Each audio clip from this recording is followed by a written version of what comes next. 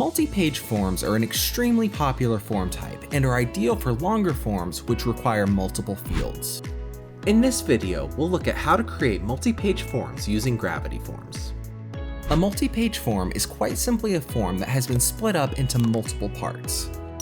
Form length can dramatically affect conversion rates.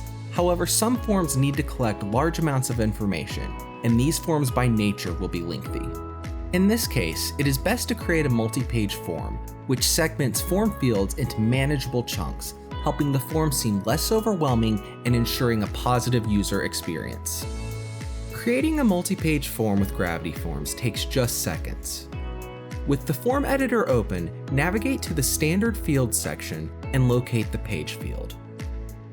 Simply drag and drop this field into the form editor to add page breaks to your form. Depending on the length of your form, you can then add further page breaks to increase the number of form pages. The Gravity Forms multi-page feature allows you to indicate the progress a user has made towards completing the form. A progress indicator helps improve the user experience, reduce the frustration caused due to uncertainty over form length, and consequently increase conversions. Gravity Forms provides two process indicator options, a progress bar and progress steps. You can click on Start Paging to access the Field Settings panel and select Progress Bar or Steps.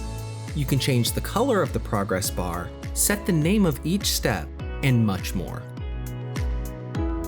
With Gravity Forms, building a multi-page form couldn't be simpler. And with other built-in features such as progress indicators, you can quickly create user-friendly, accessible multi-page forms that will appeal to your audience and help boost form conversions. If you found this video helpful, please consider liking it and subscribing to the channel for more content. Thanks for watching.